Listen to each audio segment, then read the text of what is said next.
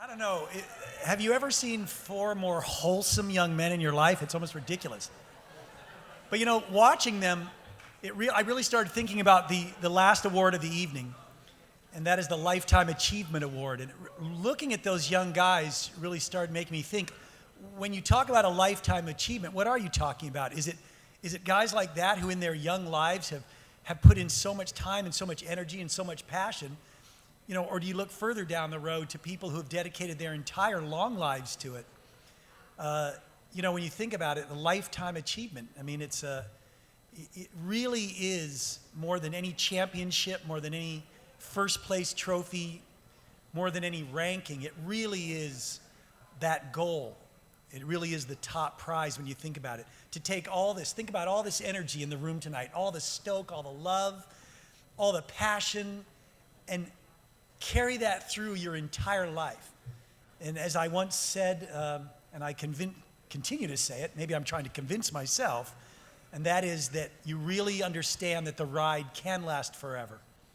So our last award for the evening is the Lifetime Achievement Award, and I'm going to ask someone to come up here who's going to present that award.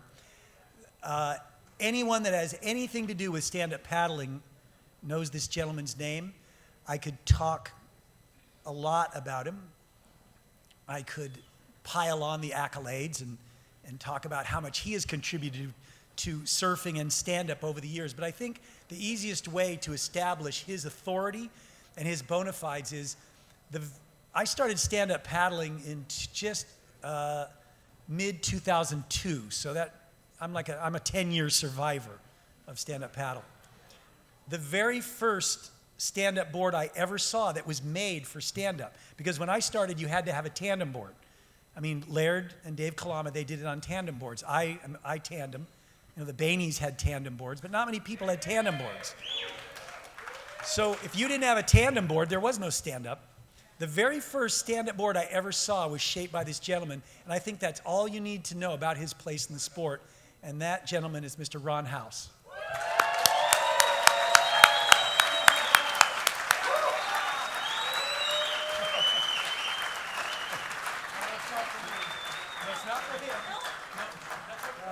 That's not mine. Okay, well, it's really good to see everybody here. This is a great event, and at least once a year we get to see all of our friends. And this event, the Battle of Paddle, really pulls us all together. Tonight I've been given the honor of introducing a man who needs no introduction, actually. He's been known for a long time as Mr. Pipeline. He has, for decades, ridden that iconic spot with unmatched grace and style. He also has been called Captain Indo. He blazed a trail in exotic surf breaks long before we had luxury yachts and destination resorts. He's been a champion windsurfer. He's a world-class snowboarder. He's a multifaceted person. He's a yoga master, a published author, actor on the big screen. Yeah, oh yeah. And one of the finest shapers in the world. He's known for his marathon surf sessions. With sunscreen and a bottle of water, he can stay in the lineup for hours, riding wave after wave. Some of you may have seen this and been the victim of it even. So one time I was up in Oregon at his home mountain, snowboarding with a group of people. Gerry was leading the way. We were doing hot laps up and down the longest lift there on the mountain. And at one point, I got on the chair with this 24-year-old pro snowboarder who looked at me and asks about 50-year-old Lopez, says, "Does this guy ever stop and take a rest? He's killing me." Now, he's focused himself on SUP. A few years ago, Sparky and Gerry and I went down to Dogpatch. He was going to do his first attempt at stand-up surfing. So out he went. Within a couple hours, he was surfing just like Gerry. And by about the third hour, he paddled over to me and said, "I'm so hooked." Since then, he's become a spokesman for our sport. His name has been on every Battle of the Paddle. He's written magazine articles. He's done surfing clinics on stand-ups. And as far as a lifetime achievement goes, that list is still being written. At any rate, now it's my privilege and my honor to introduce our friend, Gerry Lopez.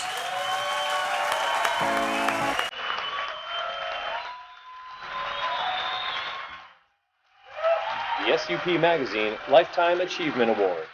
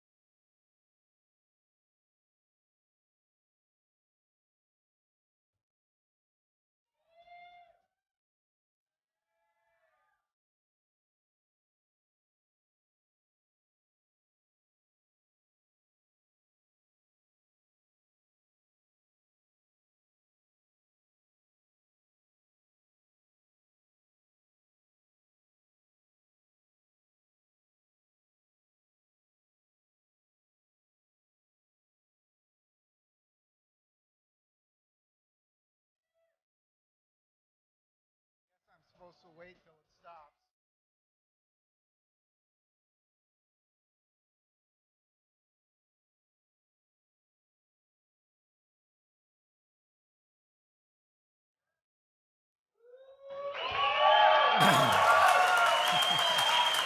Good evening, everyone.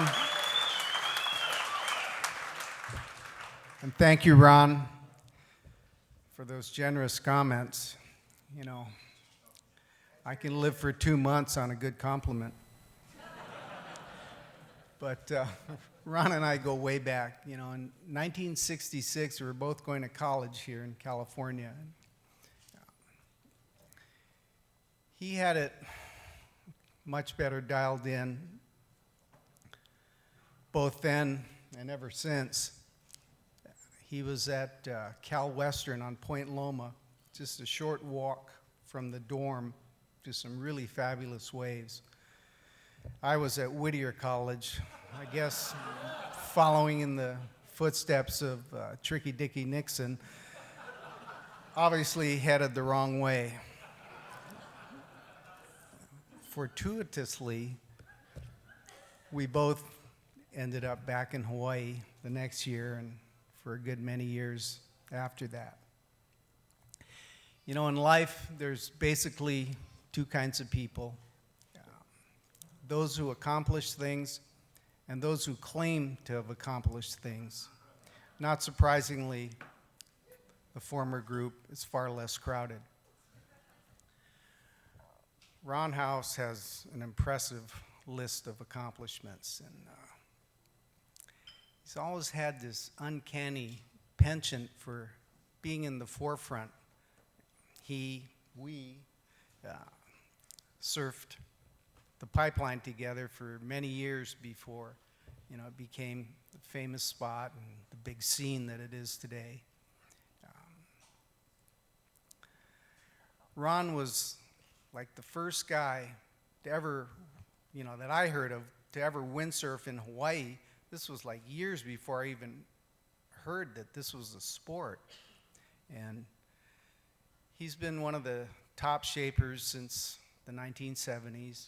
He shaped a lot of boards together, then and now. And when Surf Tech made the first major manufacturing commitment to stand-up It was Ron who shaped all those boards.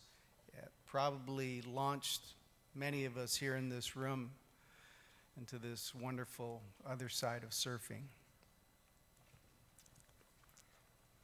And it was Ron who took Sparky and I under his wing and taught us how to paddle. So, thank you, Ron.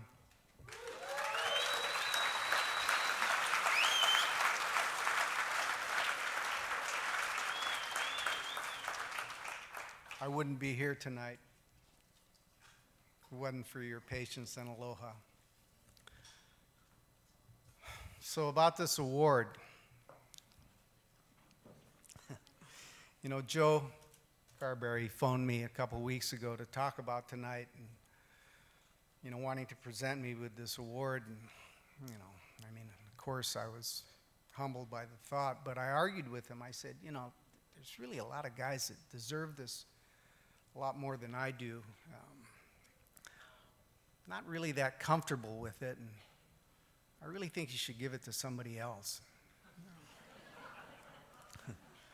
You know, I think it's better to deserve honors and not have them than to have them and not deserve them. So Joe asked me, he goes, okay, well, you know, who do you think I should give it to?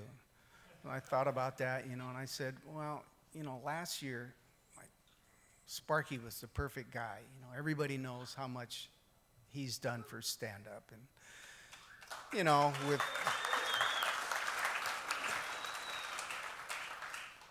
with Rainbow Sandals and, you know, a lot of support that he organized with Surf Tech and Maui Gym, Riviera Paddle Surf, Kona Brewing Company, Patagonia, and others. He brought us, well, after this weekend, 5 years of the Battle of the Paddle. So,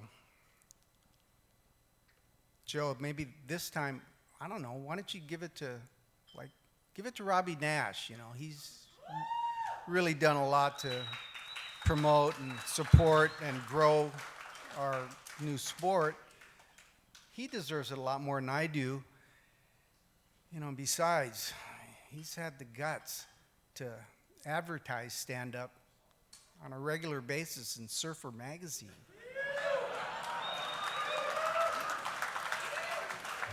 Well, as you can see, I didn't win the argument. Joe had his way, and here I am. But, you know, as far as Robbie advertising in Surfer magazine, actually, I'd like to talk a little along those lines. You know, as most of us here have experienced at some time or another, maybe even every time we've paddled out on our stand-up board to a surf break, we're not always well received. You know, in Hawaii, it's not so obvious, but that's probably because a lot of the stand-up surfers there are usually the biggest and most respected guys in the water. I mean, you know, who's going to tell Melvin Pu'u to beat it? I mean, can you imagine, you know? Hey, fat guy, come on, man, why don't you get out of the water? I think we'd all like to see that one. You know, but it's true. We do have a public relations issue with surfers. They call us sweepers, we call them crawlers, but, you know, we try and be nice because they were kind of there first. You know?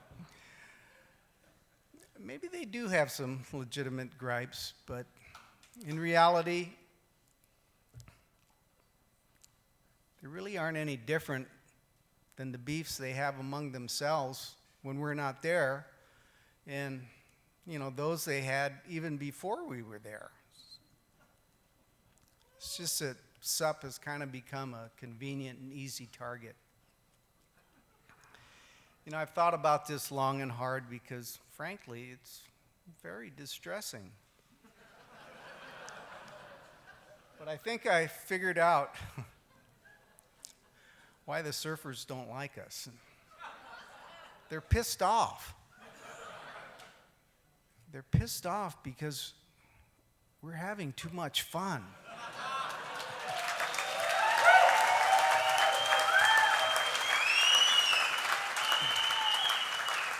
You know, few things are harder to put up with than the annoyance of a good example. You know, for us here, I know most of us surf as well as stand up, and we like to stand up because we have more fun. I mean, I just talked to Ian Carnes earlier, and that's exactly what he said. I have more fun. Well, and yes, we are good examples of surfers having a great time. You know, this is what surfing used to be like. You know, we all had fun. We shared waves. We smiled. We laughed in the lineups. We even talked to each other out there. The word got out that, you know, about all this fun we were having, and then the surf spots got crowded, and, well, you know, surfing just isn't quite how it used to be. So things are different now. Well, that's life. But as I reflect on the attitudinal difference between us sweepers and them crawlers, I think I see what Joe's trying to accomplish by giving me this award. There's a method to his madness, and I'm beginning to appreciate that Joe's a lot smarter than I've been giving him credit for. You see, Joe actually works in the same office with the surfer and the surfing magazine guys. And I imagine being the SUP editor there, I mean, that must kind of be like being the ugly, unwanted stepchild. You know, my wife, the young and lovely, ever popular Tony, she's sitting over there. Hi, hon. Tony likes to say, sometimes I wake up grumpy, but most times I let him sleep. You know, every morning I look at this same old mug, you know, and it doesn't represent anything more than it did the day before. But if Joe likes to believe that I'm truly representative of a surfer who also happens to love SUP,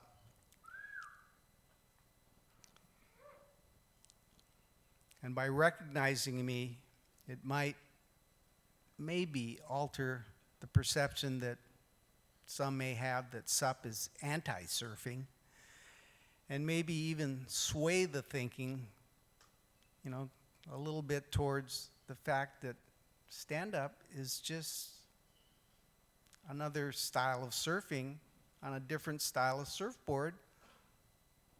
Well, then I'm all for it.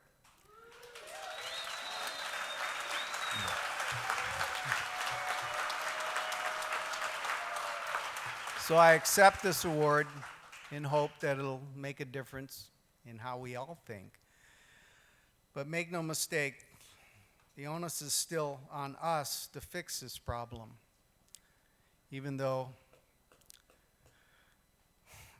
it's really easy to just take a few strokes with our quick blade or Kealoha or whatever and simply paddle away. You know, I always look to my elders for wisdom. And when it comes to surfing, the Duke really had it figured out. And in fact, tonight we have a relative of the Kahanamoku Pahoa family sitting in our audience tonight, my longtime and dear friend, colleague, Mr. Herbie Titcomb.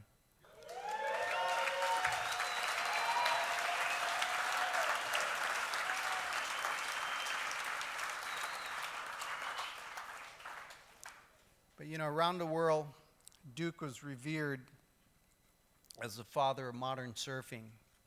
And, knowing how close he was to the whole history of surfing, especially going back to the ancient Hawaiians, I don't think he would be that comfortable with that title. In Hawaii, he was always regarded as the ambassador of surfing, and he even used to carry a card with him that he would give to people that he thought might benefit from the message on that card. And it said, "Aloha means love. In Hawaii, we greet our friends, our loved ones, and strangers with aloha, which means with love. Aloha is the key word to the universal spirit of hospitality that has made Hawaii renowned the world over as the center of fellowship and understanding. Try meeting or leaving your brother nobles with aloha, and you'll be surprised by their reaction to the aloha of love. I believe it. It is my creed. Aloha to you, Duke."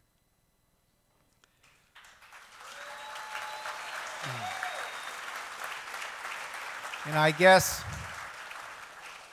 that's the answer of how we deal with the state of the surfing world today. We just aloha them.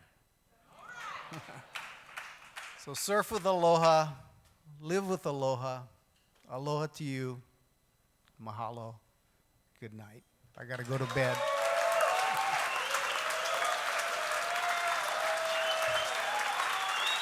Thanks.